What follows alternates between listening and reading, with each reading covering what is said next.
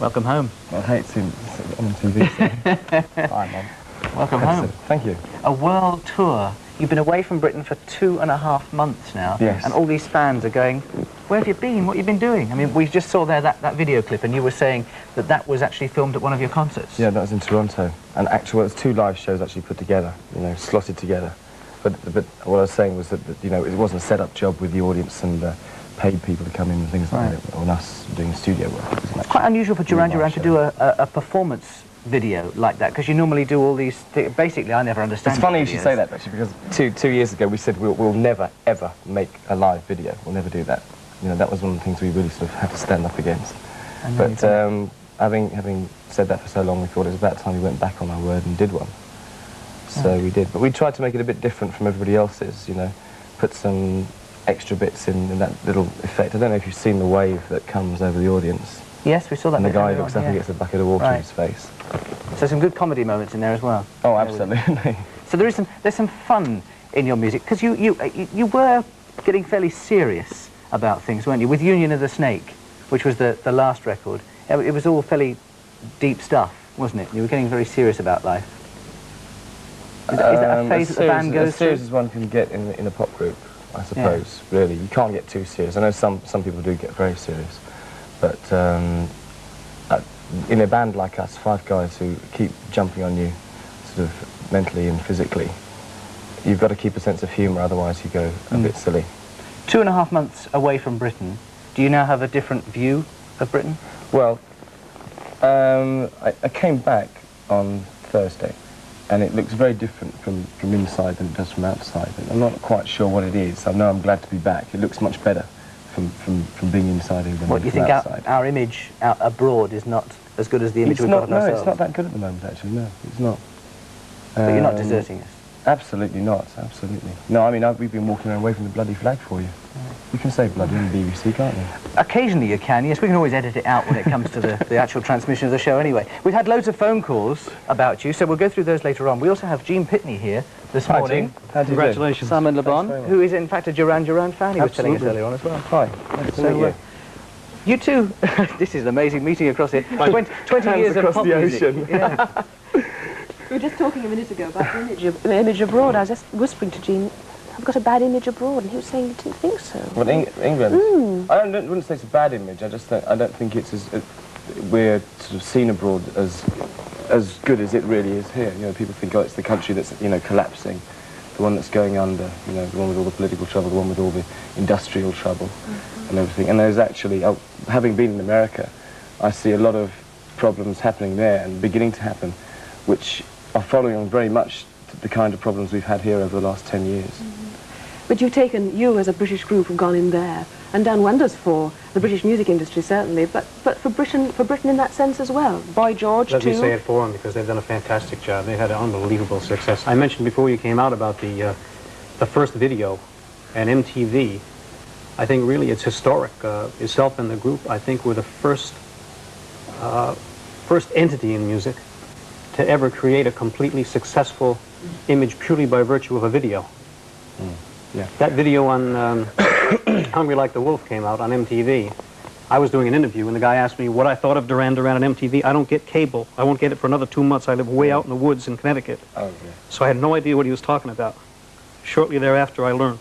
It was fantastic. Yeah, video, I mean, for us, it was our big chance. It was the first new thing to happen to music for such a long time. It was like the advent of, say, stereo. And take a group like Pink Floyd, who really used that to their advantage. They explored it and pioneered it and made something new of it.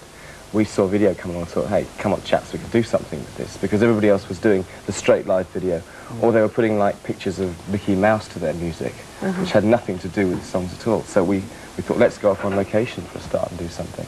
You've been to Montserrat, you've been, south of France, Sri Lanka, all over the place. What a lovely life, isn't it? It's all right. I mean, the work is, I mean, making videos is something which a lot of people don't quite understand. I mean, people, they throw this on us quite a lot, actually, especially some of the writers and journalists for music papers. They go, well, you know, you're just bumming around in the south of France and in Antigua. What's going on? You know, you're supposed to be a pop group. And it is actually a lot of hard work making a video. It may look fun, it may look great sort of on that boat, but, you know, when you get up at 5 o'clock in the morning and you don't finish till 1, the night afterwards, and you have to get up the next morning at 5 o'clock. It is actually... You'll never make anyone believe that.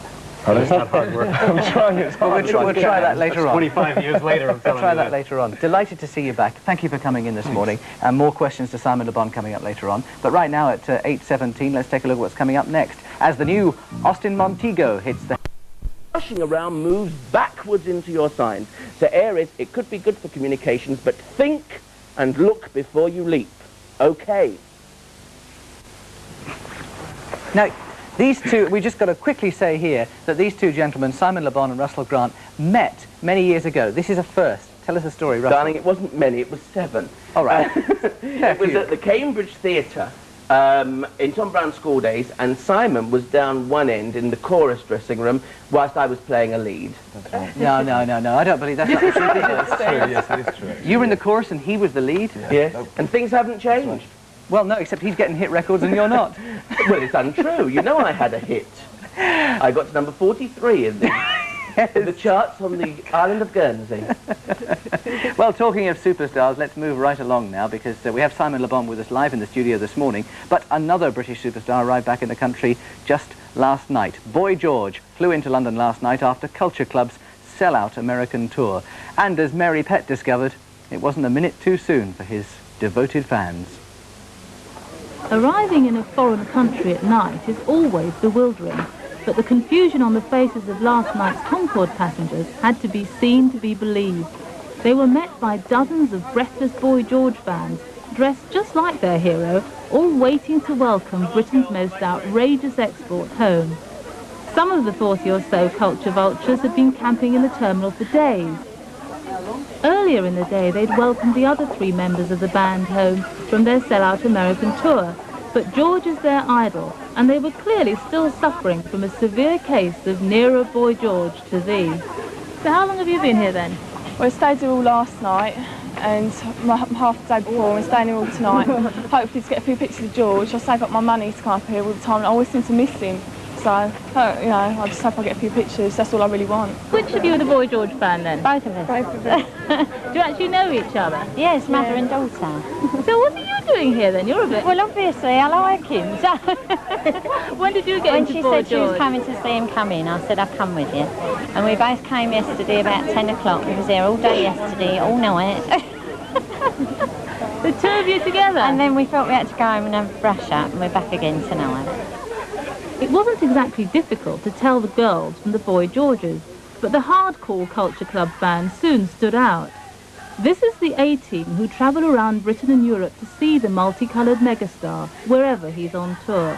It's a miracle, but I'm calling it's a miracle, it's a miracle, crying, it's a miracle. Then a flurry of feet and claps and Boy George had landed. And instead of VIP treatment, George walked through customs in the ordinary way. His fans had a field day, and the police got the worst of it. But if there was any cautioning of the crowd to be done, George obviously prefers to do it himself. If you just let me get to the car, speak to you, right? Behave. I know all of you. You're supposed to be friends, so behave like friends. Let him get to the car, come on. Right? I can't speak to you unless you behave like sensible adults, and then I can talk to you like normal people, like I always do. Out at the waiting car, Boy George was all smiles again. Hello. He posed for photographers and talked to fans. They gave him presents and he gave them specially signed autographs. And it was soon clear that his fans love him because he allows them to get close enough to touch. And then the party was over. We got a little pat on the head, hello, how are you, and that was it. Are you happy or sad? Happy. But which one? Are they happy or sad? Happy. Did you think I'm happy because you didn't get to give him news. Aww. Was he nice? Were you pleased to see him? Yeah, very. Oh, poor little thing there. This devotion of fans is getting to amazing proportions now for both you and other bands as well. That you saw Boy George there, but your own band has been getting some tremendous receptions around the world, hasn't it? I don't know if it's just a devotion. I mean, I think what it really is just the way that the fans are approaching the sort of the idea of being a follower of a band. Instead of just buying the records and going to see the shows, they want to go all over the place. They want to meet you. They want. I think what they really want is for you to look at them and realise that, you know, there's this person in the world who's got blue eyes and brown hair, and sort of it's so tall, and say hello to them. Right. Like they know that you're alive. They want recognition themselves. The age span of your fans is quite incredible. I mean, we saw there little tiny girls, but it's the same with Duran Duran. Little tiny girls and boys, And right big up. old truckers. Yeah, I mean, tremendous age span there. Yeah. And years ago, you would never have seen bands like yourself being featured in magazines like Woman's Own and Woman's Realm and that sort of thing. But you are, as well as all the pop magazines, aren't you? It is a bit incredible, really. I mean, I suppose that as pop music gets older, I mean, how old is it now? It's coming 30 years up to 30 old, years, yeah. As it gets older, then the span of people who are kind of initiated to it gets older as well. And those people who listen to Bill Haley still buy new records these days. Yeah. Well, look, many of your fans have rung in this morning, and I will get hung, drawn and quartered if I don't actually use a few of their questions. So, from Jane Ball of Wigan, she says, Simon, when you were small, did you enjoy being in adverts? What were you doing when you were small? Oh, I did a few things like photographic adverts for magazines and things. I did do you remember the Purcell adverts? Yes.